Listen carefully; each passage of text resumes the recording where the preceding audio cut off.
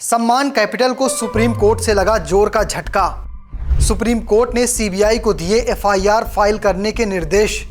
CBI के friendly approach पर भी सुप्रीम कोर्ट ने उठाए सवाल।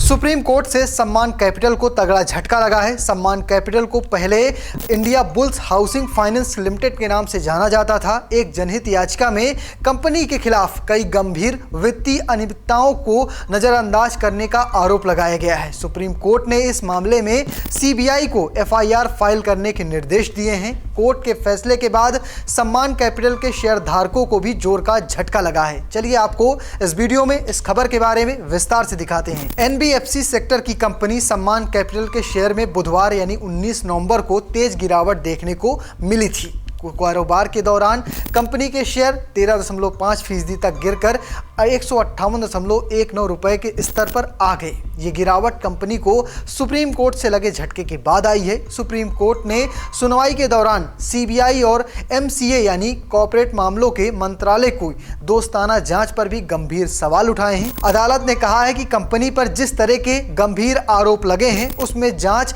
एजेंसियों का ये रवैया उचित नहीं है। इसके साथ ही मार्केट रेगुलेटर सेबी को भी सुप्रीम कोर्ट ने कटघरे पर खड़ा किया है। अदालत ने पूछा है कि सेबी को जांच का अधिकार दिया गया था, तब भी उसने कार्रवाई क्यों नहीं की और इस तरह के दोहरे मापदंड क्यों अपनाए हैं। आपको बता दें कि यह सुनवाई सुप्रीम कोर्ट में दाखिल एक पीआईएल यानी जनहित याचिका पर हो रही थी, जिसमें आरोप था कि कंपनी के खिलाफ कई गंभीर वित्तीय अनियमितताओं को नजरअंदाज किया गया है। कोर्ट ने कहा है कि पहली नजर में ऐसा लगता है कि कई ऐसे बिंदु हैं जिनकी गहन जांच जरूरी है और एफआईआर दर्ज करना भी उचित कदम है। सम्मान कैपिटल्स के वकील मुकुल रस्तोगी ने इस बारे में मीडिया से क्या बातचीत की, उन्होंने क्या कुछ कहा, चलिए आपको वो सुनवा देते हैं।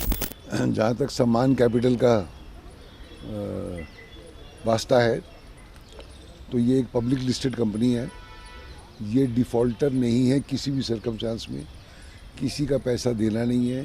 कोई मुकदमा या कोई इन्वेस्टिगेशन किसी भी अथॉरिटी की, सीबीआई, ईडी, सेबी, आरबीआई, कुछ भी पेंडिंग नहीं है। नाउ ये पिटीशन पहले हाई कोर्ट में भी दायर हुई थी। सारी अथॉरिटीज़ ने सब कुछ देखा और कोई गलत काम की अंदेशा नहीं दिखाया गया है।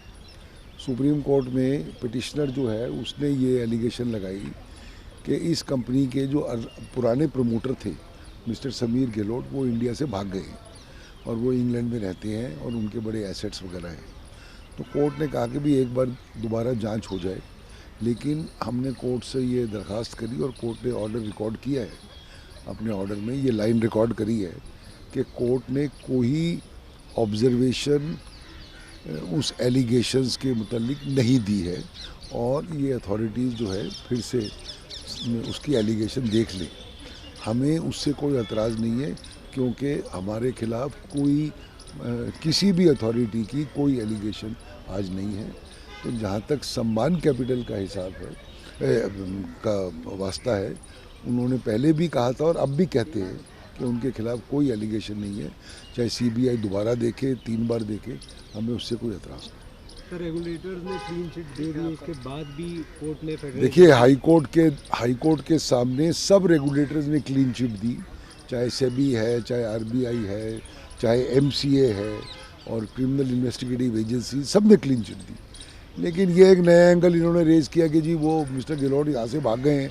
मिस्टर गहलोत का इस कंपनी में एक पैसे का कोई इंटरेस्ट या शेयर नहीं है, लेकिन ये देखते हुए कि वो कह रहे हैं भाग गए हैं या नहीं भाग गए हैं, तो दोबारा एक बार फिर से ये देख ले, तो हमें कोई इससे एतराज़ नहीं है, देख लेते। आप कोर्ट के फैसले से संतुष्ट हैं? हाँ, क्यों नहीं, जब कुछ है ही नहीं छुपाने के लिए तो क्या प्रॉब्लम है, देख लें। 2 बार देखें, 3 बार देखें। नेक्स्ट